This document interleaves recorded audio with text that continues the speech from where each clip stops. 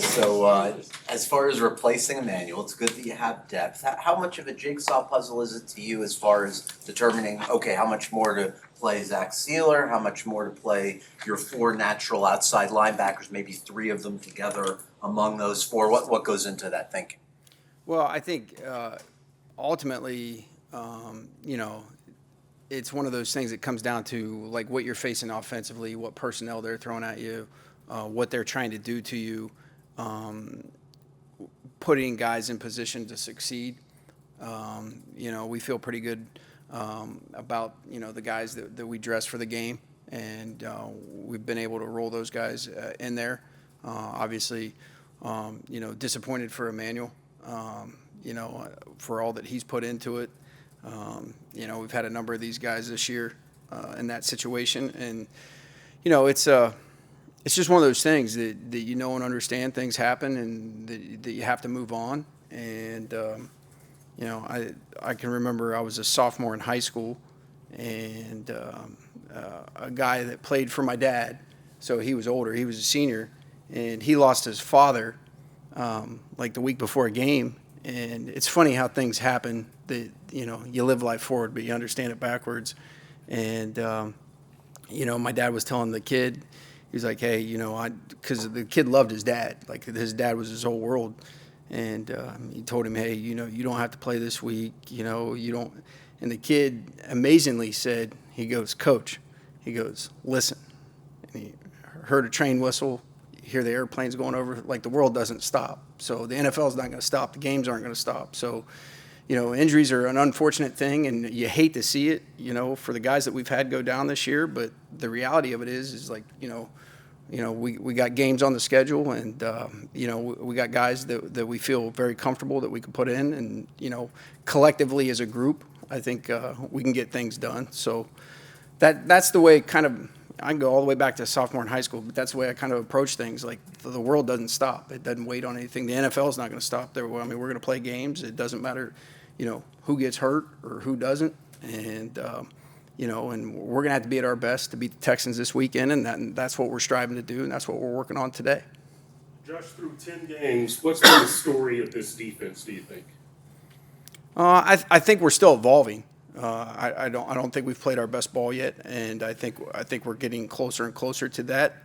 I think it's all situational. I think there's things that we've done well on early downs. There's some things that we can improve. I think third down is something that we'll continue to work on and get better at. 2-minute situations, sometimes things don't come up in games, but, there's things that you put work in because you never know when they will. And sometimes, they can be the biggest situations in the game. So I think, it's evolving. I think the common theme has been that our players have welcomed adversity. They have not changed. They have not wavered. Their work ethic, the time that they put into it outside of what's required of them has been pretty impressive. And I think those guys have done a pretty good job. And I think, we're all continuing to try to get better. Josh, what did you like about the pass rush against the Browns? It seems like maybe the pass rush was kind of elevated a bit to a level that we haven't seen in a couple weeks. Well, I think there were some good things. I think we had some good individual rushes. I think we had some good games in there. I think we were able to play with the lead for a little bit that kind of, got them into certain situations where we knew it was pass. I think there were some more opportunities out there. We were able to marry the coverage with the rush. And sometimes, it's a coverage thing that helps the rush, and sometimes it's a rush thing that helps the coverage. So, there's a lot of variables that go into it. Obviously it's, we've kind of talked about this from week to week, but like, again, it's a striving thing for us to just continually build and get better as we're moving forward.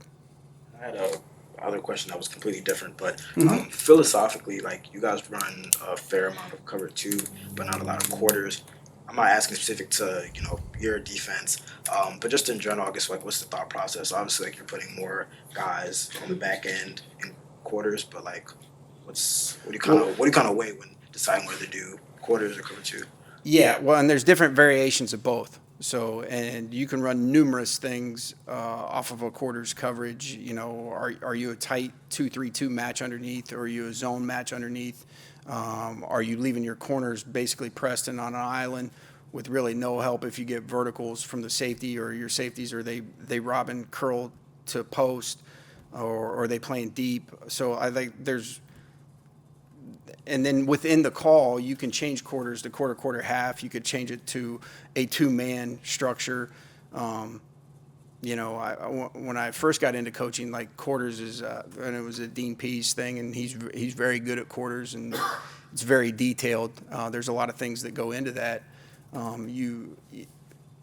Teams that run it sparingly probably touch the surface with it. Teams that do it all the time, there's all those variations of how they handle things. And then, you know, if they get certain formations or certain sets, do they truly zone that, or do they pattern match it? There's countless, you know. And then basically your cover two or your Tampa scheme is really, you know, the Tampa scheme, your middle read or your middle runner, whatever you want to call it, that would be designated.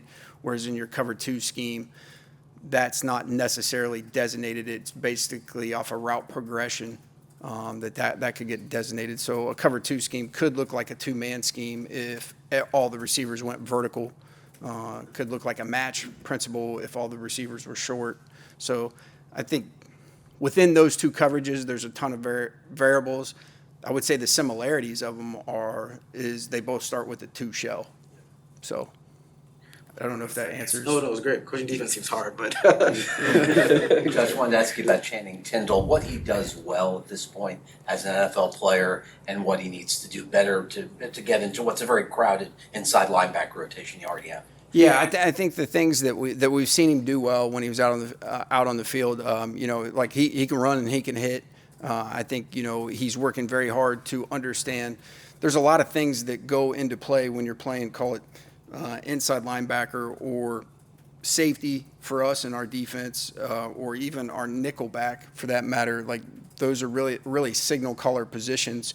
So there's a lot of things, or a lot of variables that go. Not only are you responsible for like your assignment, you're responsible for adjusting and handling other people's assignments as well.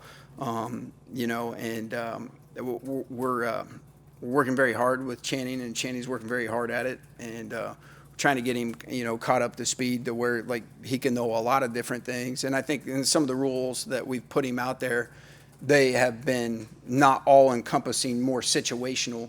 So I think he's working that way. But you know, the physical aspects have been really good, and I think the mental aspects of it, you know, he's working very hard at, and to just grasp a total understanding. And we're at a point where I would say we have veteran guys in front of him that, you know, we're not really at a point where we're forced to say, okay, hey, go out there and, you know, just learn as you go. Staying with inside linebackers, Josh, Landon Roberts, who's always been like solid against the run, seems, I don't know, he more noticeable this year. What have you seen from him? What is he doing maybe better than years past? Well, first I would credit Coach Campanelli, who's really worked on like not only his run fits, okay, which Landon's done pretty much since he's been in the league, but really worked on him on his breaks, his agility, his pass drops. And, you know, last year, you know, Landon being the tough guy that he is, he came off of ACL pretty quick. It was pretty impressive that he was ready to go week 1 a year ago. And I think he's better from a health standpoint, and I think he's actually, like I said, Camp's worked really, really well with him as far as his movement. And I mean, you know, I think that's one thing from the Cleveland game that we saw, a lot of his zone drops, the breaks, the drives, the no yards after catch, which again, we're continually to strive as a group defensively, not just a Landon. But I would credit a Landon and his work ethic and his desire to get better, and Coach Campanelli, who's really kind of drilled a lot of that with him. When you think back to experimenting with Brendan Scarlett with his hand in the ground and the offseason program, were there some things that you liked? How would you assess what you saw out of him? Yeah, I think, you know, Brendan, he's done a lot of things in this league. You know, he's had his hand in the dirt. He's stood up. He's played off the ball. He's played on the ball. on the edge. So I think he's been exposed to a variety of different things, which obviously makes him a little bit more multiple. We're glad to get him back, kind of see what kind of shape he's in, and kind of progress him along as he goes. And we're excited to have him, and we do feel like he's a multiple player for us. Josh, in general, late game situation, a team is passing. Do you want your DBs to knock the ball down, or do you want them to catch it? And then the second part of that is, how much time do you guys spend knocking the ball down? Because we see tip drill and we see guys catching it, but how much time do you spend actually knocking it down? Well, I think if you can intercept it for the most part, you would like to do that. I do think there's some situations where it's actually advantageous to let a receiver catch the ball, depending on the situation and the clock, especially if you can tackle them in bounds and the clock would run out. That would be an example of one situation where you could go ahead and tackle a guy in bounds, and you're better off catching it than a pass breakup. Obviously, an interception, that would change possession. If it was late in a game, you're potentially in a kneel-down situation. There's several situations where, say, you have them 4th and long, and they throw a long pass, or it could even be like 4th and 5. They throw a long pass down the field. You're going to get the ball right there. And you see guys intercept it, and you're like, okay, well, that would have been more advantageous to knock that down. I think ultimately you're always telling your guys to attack the ball, and then if you're in position, there's certain, I would say, drills and techniques you could use, and then there's also certain things when you're going to bat a ball down or stick your hand in a pocket. It's really varied based on where you're at on the field and where you are in relationship to the receiver and the ball relationship to you. So I think those things, there are times where it's advantageous to knock it down. There's times when it's advantageous to let them catch it, and there's times where it's advantageous to go ahead and pick it. So I think more often than not, you're probably more advantageous to pick it, but there are certain situations which and that's the hard thing that when you're going through a week and preparing, like there's numerous things that you spend a lot of time on that may or may not come up, like goal line defense, into game situations, which obviously those will be critical situations when they come up. Sometimes you work on them, continually, but some seasons they never come up, and some seasons your season rides on whether you can execute that in the proper situation.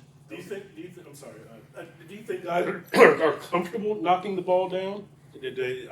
Or are they more comfortable catching it? I know situations can change, like you say, but yeah, you probably have to ask each individual player. I think, just my experience in coaching DBs over the years, there are guys that have more natural ability to go attack balls and catch them. And there's some guys that have more of a knack to play through the pocket and break up balls that way. So I think it varies from player to player. I think the thing that you look for in both situations is not to panic, especially when the ball's down the field. So like some guys have, an innate ability that they can turn around really quickly and locate the ball, and they have such good ball skills that they could go ahead and catch it. And others, same reaction time, but they find the ball a little later, which may be pushing them through the pocket. I was going to ask those instances where it's advantageous, or what's advantageous is different than the norm. Is that communicated before the play, or do you expect players to know, long pass on this fourth down, you got to knock it down instead of intercepting? Well, you try to always, communicate to the players, like situations that come up. Like you guys see it every week. The offense has the ball. They can either run a play or let the play clock run out before the quarter. That's a very good time for offenses to hard count. So usually in that situation, we're always like, hey, alert the hard count here, or if we do get an interception, like at the end of the game, and we could kneel it out, like that would be a situation. People call it different things. You call it victory, call it no moss, call it whatever you want to call it. But we'd have a term for that. We'd let them know, hey, if we do get an interception at this point, we're going, straight down. I was part of the 06. So was Steve Gregory, although he was playing for San Diego at the time, and I was coaching at New England. So I was part of that 06 divisional game where they intercepted the ball. Troy Brown, stripped them. We were able to recover, go down and score and win the game. So like, and situationally, if they got down, the game would have been over. So I think you're always preaching and practicing situational football. And then you practice that as much as you can. And then you kind of expect guys to know and have an idea, but that's also our job as coaches when those situations come up. Hey, you got to remind them. But a lot of times stuff can happen, it's no different than a team. It's a questionable catch on the sideline. Okay, so, all right, did they catch it or did they not? The offense goes straight to the ball. They're trying to get it snapped so you don't have time to challenge it before it, either I have to get a call in or, whoever has the green dot for us, Baker, Duke Riley, Atlanta Roberts, one of those guys, we have emergency calls that they can just shoot out right like that, and they know and understand the situation is like, oh, they're going on the ball. So, again, I think it goes hand in hand, but I think, you always got to be talking about those things because, again, sometimes seasons ride on those situational plays. So